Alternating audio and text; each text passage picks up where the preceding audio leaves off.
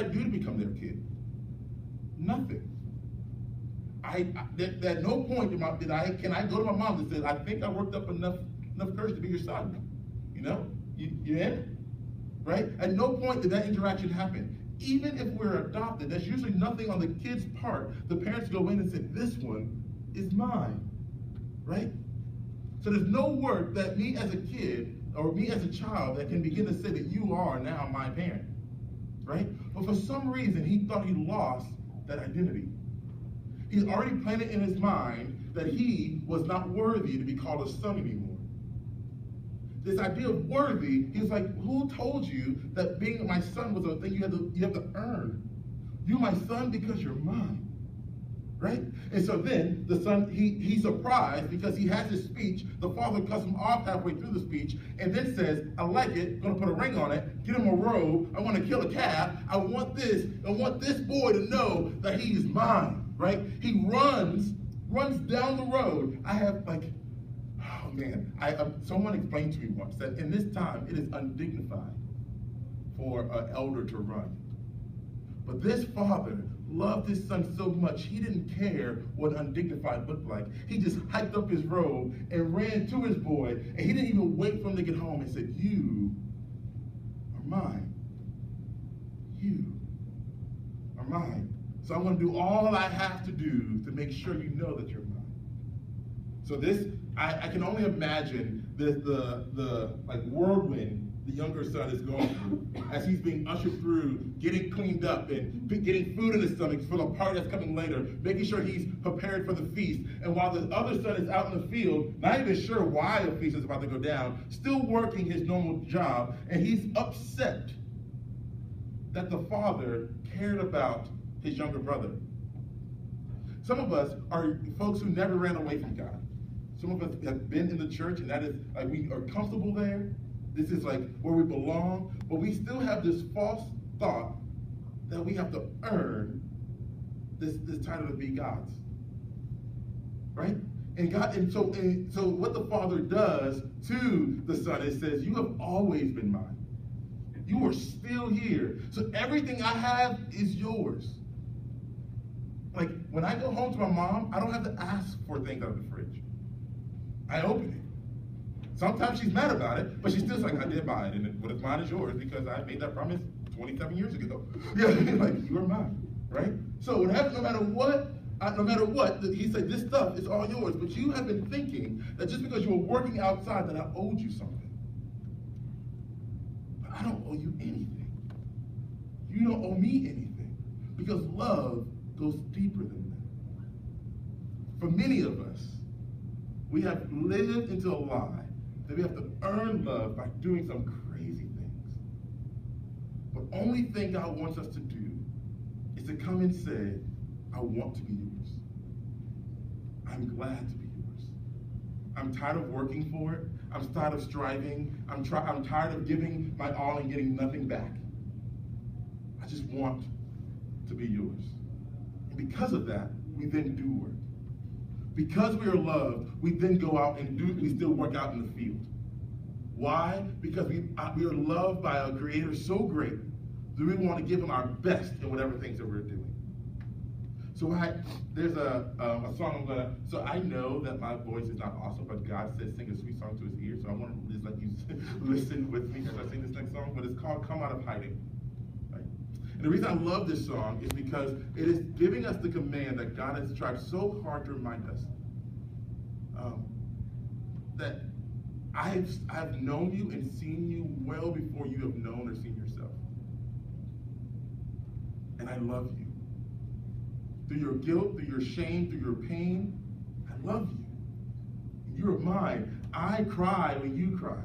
Actually, I cried first because I didn't want that to be a thing. I rejoice when you rejoice. Actually, I rejoiced first because I knew it was coming. Right? He celebrates with us. But we can't get that just by us on our own. We only get that because of Jesus. When Jesus said, I died on a cross for you so you would never have to know what it feels like to be far off from God ever in your life. So the song talks about a veil being torn. It's the veil that separated me from God, that Jesus says that I will take the penalty, I will take the wrath for that, so that you can be in the presence of God where you belong, so you can go back to your daddy and sit with him and enjoy it.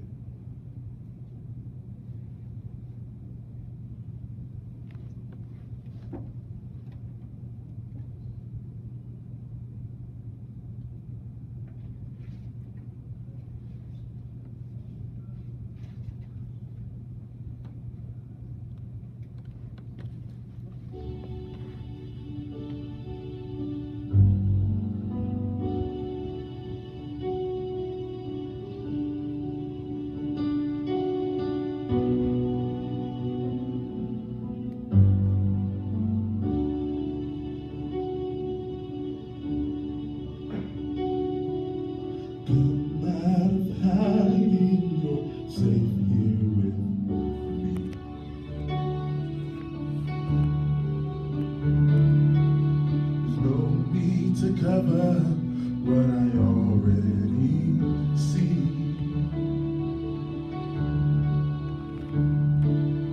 You've got your reasons, but I hold your peace. You've been on lockdown, and I hold the key. 'Cause I loved you before you knew it was love, and I saw it all till I chose the cross, and you were the one that I was thinking of when I rose from the grave. Now rid of the shackles, my victory's yours. And I tore the veil for you to come close. There's no reason to stand at a distance anymore. You're not far from home, and I'll be your lighthouse when you're lost at sea.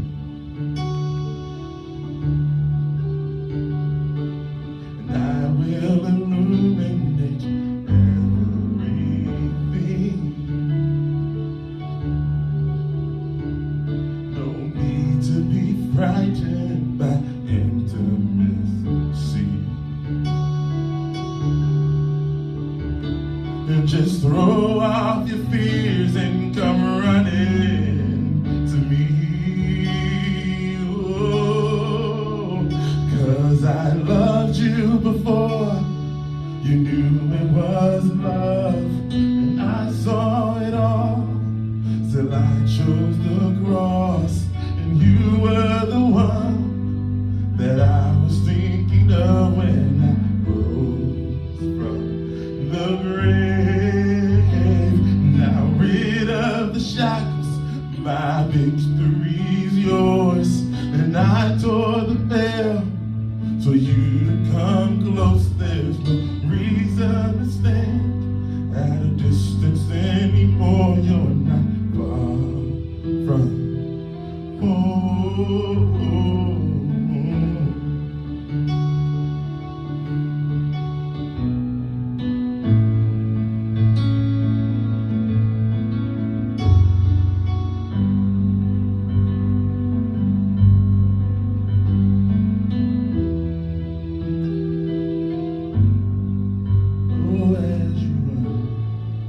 What ended love would only become part of your story. Oh, as you run, what ended love would only become part of the story. Oh, as you run, what ended love would only become part of the story. Oh, as you run, what in the love would only become part of the story. Baby, you're almost home now. Please don't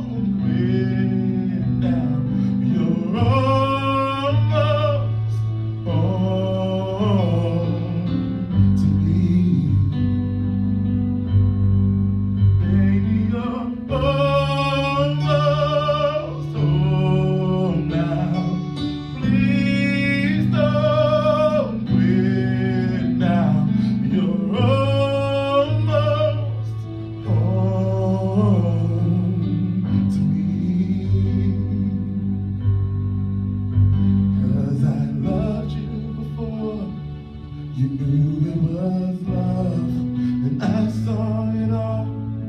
So I chose the cross, and you were the one that I was thinking of when I rose from the grave. Now rid of your shackles, my victory's yours, and I tore the veil so you to come close. There's no reason to stand at a distance anymore. You're not far from home. Come out of hiding, we'll save you.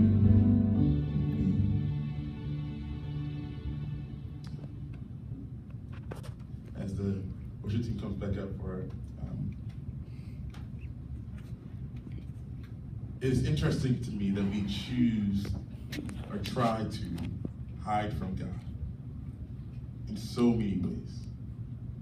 Some of us do it with substances. Some of us do it with studying. Some of us do it just by trying to hide behind a smile.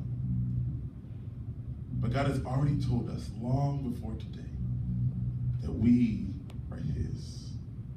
There's no reason for us to hide. There's no reason for us to run, that we are His. So, the next song we're going to sing is called The Everlasting God. If you want to sing it with us, be my guest.